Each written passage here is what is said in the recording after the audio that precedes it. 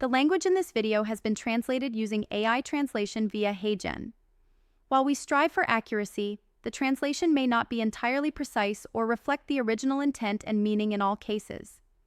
We appreciate your understanding as we work to make this content more accessible through AI-assisted translation. El idioma en este video ha sido traducido mediante traducción de IA a través de HeyGen. Aunque nos esforzamos por la precisión, la traducción puede no ser completamente exacta o reflejar la intención y el significado originales en todos los casos. Agradecemos su comprensión mientras trabajamos para hacer este contenido más accesible mediante traducción asistida por IA.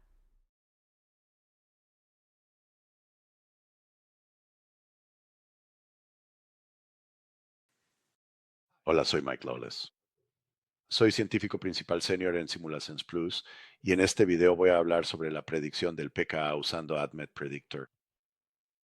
Es muy importante contar con un buen modelo para predecir el pKa porque el pKa es fundamental para muchas propiedades farmacocinéticas.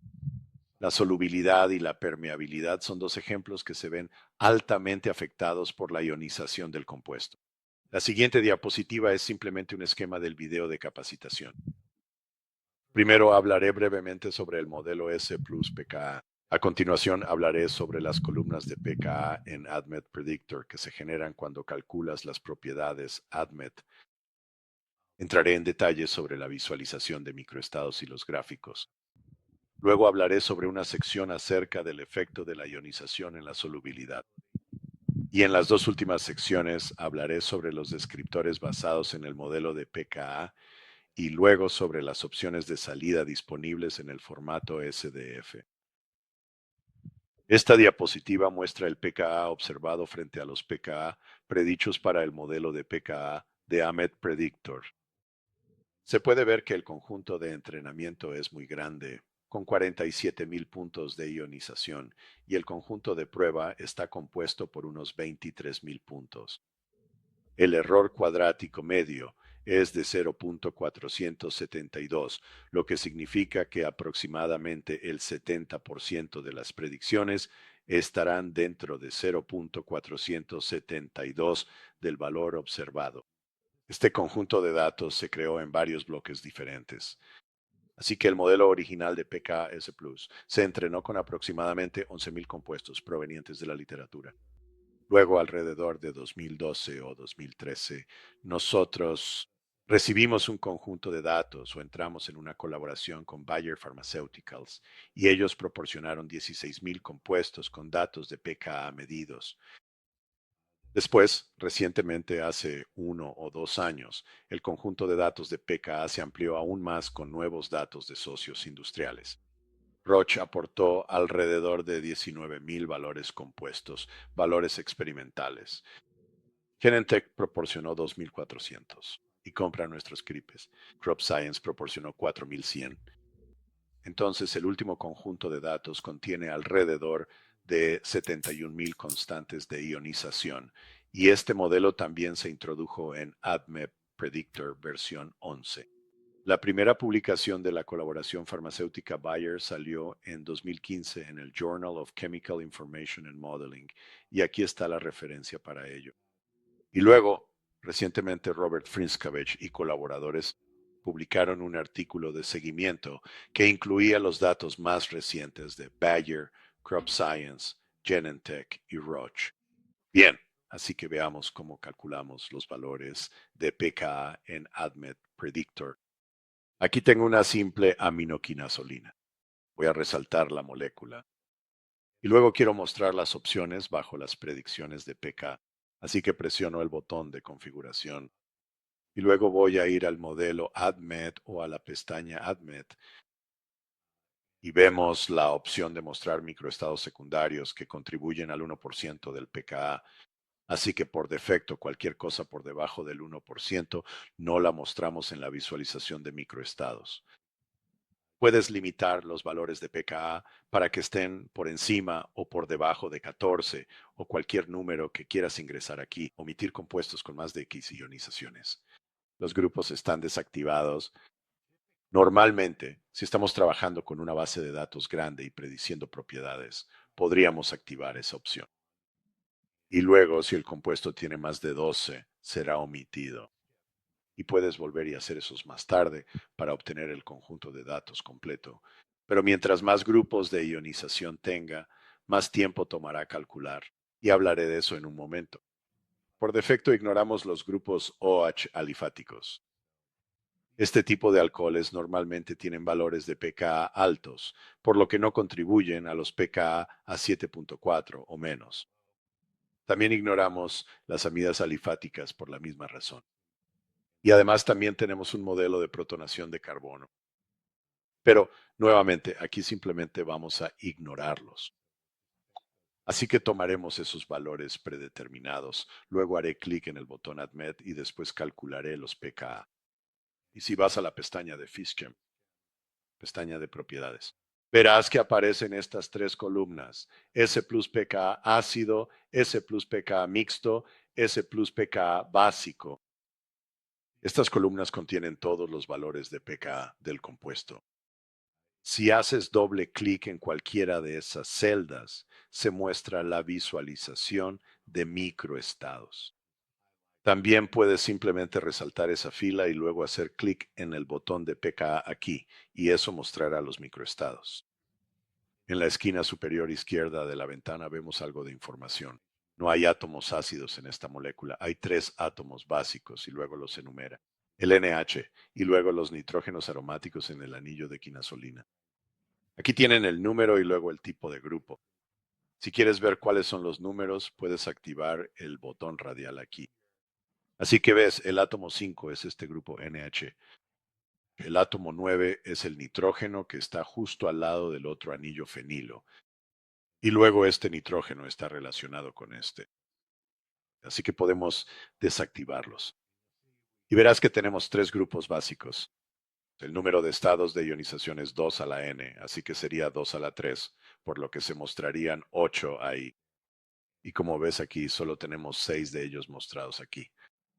Y eso tiene que ver con volver a esta configuración predeterminada. Así que cambiemos esto y mostremos todos. Entonces, si lo ponemos en 0 y luego calculamos los modelos de nuevo, hacemos clic en pKas y ahora ves los 8.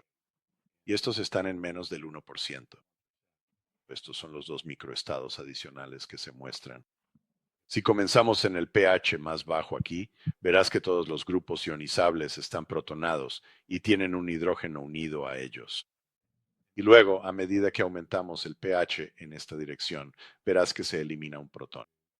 Entonces, en este caso, este nitrógeno es el nitrógeno menos básico, así que se elimina primero y luego se pasa al estado +1.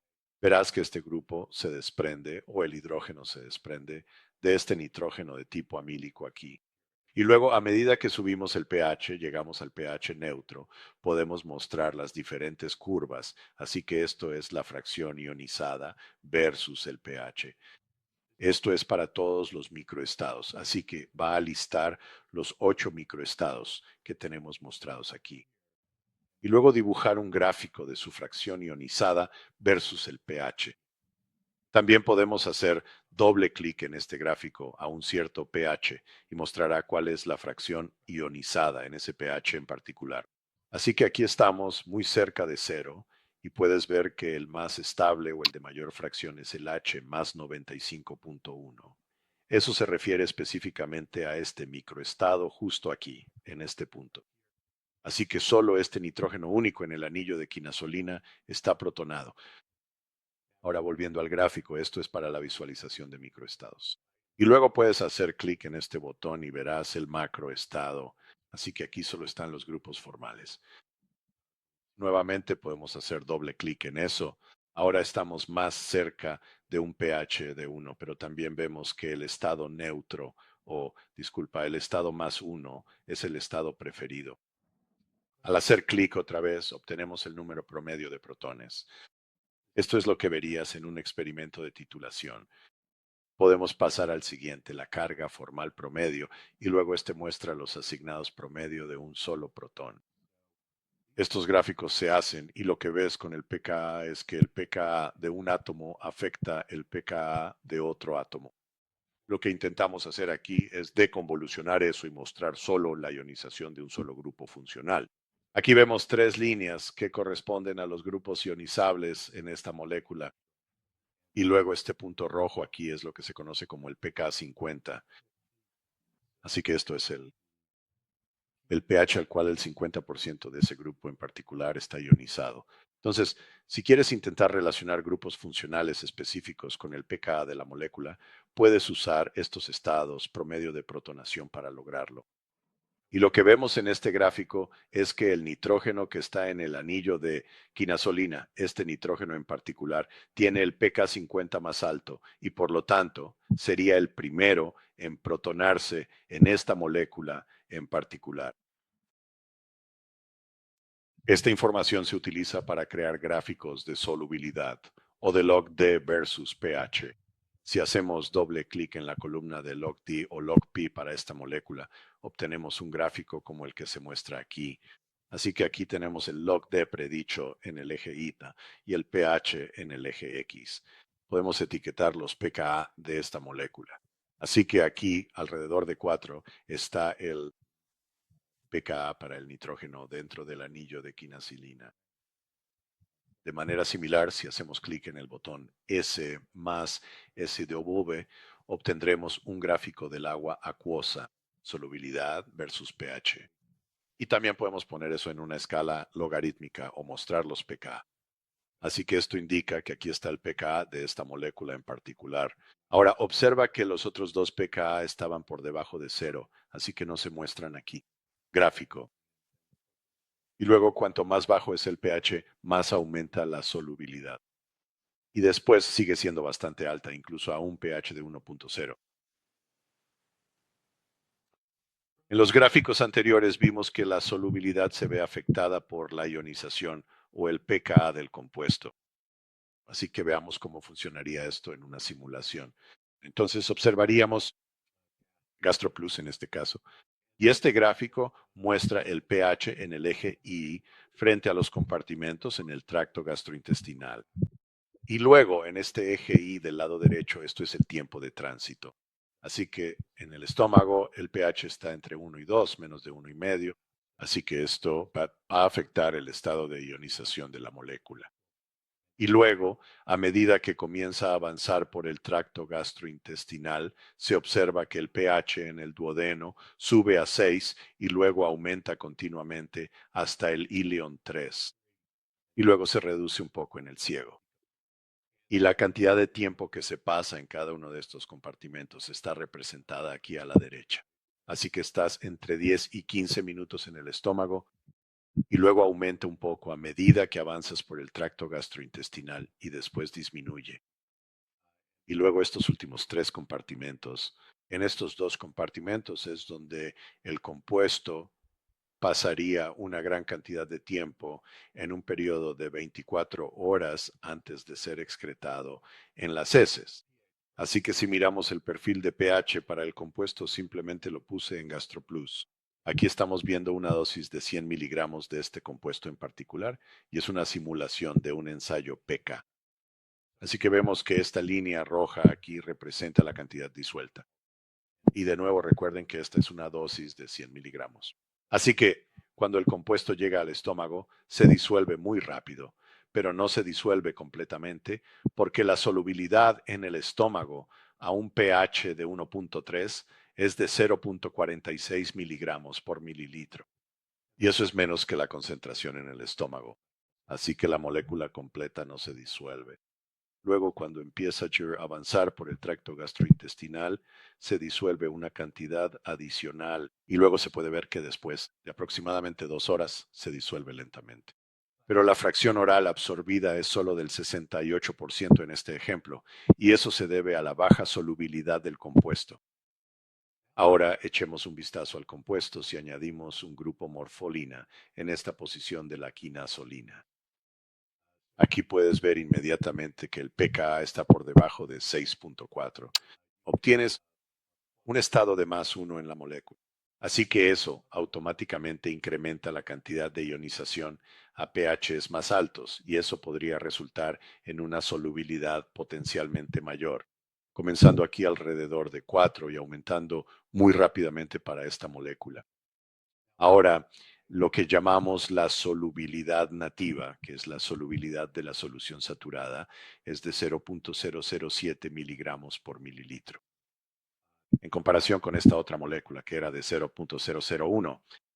Así que esta es 7 veces más soluble en cada uno de sus pHs nativos. Y si tomamos este segundo compuesto con el anillo de morfolina y realizamos una simulación con una dosis de 100 miligramos, verán que en el estómago, debido a que está fuertemente ionizado y eso incrementa la solubilidad, la cantidad disuelta sube hasta, digamos, 95 miligramos, lo que equivale al 95% del total. Pero luego, cuando llega al yeyuno y al duodeno, el compuesto en realidad precipita, y esto está precipitando porque no es tan soluble a este pH en particular, ya que no está tan fuertemente ionizado. Ahora, veamos algunos de los descriptores que se basan en el modelo de pKa. Así que estos descriptores pueden usarse en diferentes modelos dentro de un predictor AMET, porque la ionización es muy importante.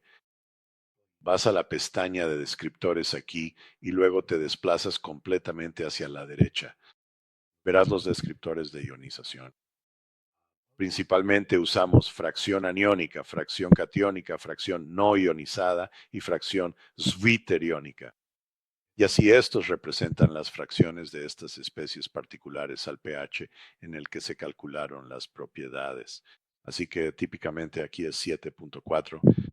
Así que si miramos la fracción catiónica para estas especies, para estas moléculas, verás que esta primera molécula no tiene una cantidad grande, mientras que el segundo compuesto, ya que tenemos esta amina protonable aquí, es un poco más alto, en 0.09, así que aproximadamente un 10% como se muestra aquí, y el resto está no ionizado. Ahora, si hacemos clic en este icono de nuevo aquí, y calculemos la ionización a un pH de 1.2 y también calculemos estos descriptores de ionización a este pH. Ahora, la razón por la que esto es una opción es que normalmente querrías que los descriptores de ionización, como la fracción catiónica, se predijeran a 7.4. Y eso es lo que se usó para construir el modelo. Así que normalmente no activamos estas opciones a menos que queramos ver la fracción a este pH. Así que voy a proceder y calcular. Y ahora, si miramos la fracción catiónica, podemos ver que cambió. Y ahora tenemos casi la mayor parte de la molécula a pH 1.2 está ionizada, de manera similar para la segunda molécula. Y luego la tercera molécula incluso tiene una porción de ionización a este pH tan bajo. Ahora, esta última molécula, como estamos por debajo del pKa del grupo ácido, la fracción aniónica no es muy alta ahí. Esta diapositiva final solo describe algunas de las opciones de línea de comandos. Así que si ejecutas el AddMap Predictor en la línea de comandos, tienes diferentes opciones para exportar compuestos en un archivo SD. La primera opción es de Additional Chemists. Esto da la estructura química en la forma neutra como el registro de salida. En SD y luego da los valores de pKa predichos por el modelo. El químico físico generaría una salida que guarda múltiples registros para cada molécula y guarda los microestados individuales a diferentes valores de pH. Para la quimioinformática, esta es la estructura química en la forma neutra y luego indica cuál sería el estado de carga del átomo a un pH dado. Y finalmente, para los químicos computacionales, genera múltiples registros para la molécula y se utiliza para guardar los microestados individuales dominantes a un pH determinado. Y es posible que quieras usar esto como entrada para el acoplamiento.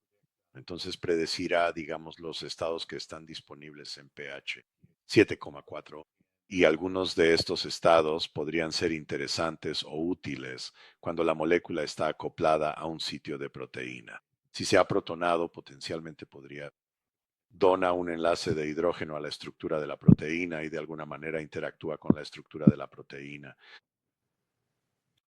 Con esto concluye el vídeo de capacitación sobre el modelo S Plus pKa en el predictor ADMET. Agradezco su tiempo y que tenga un buen día. Adiós.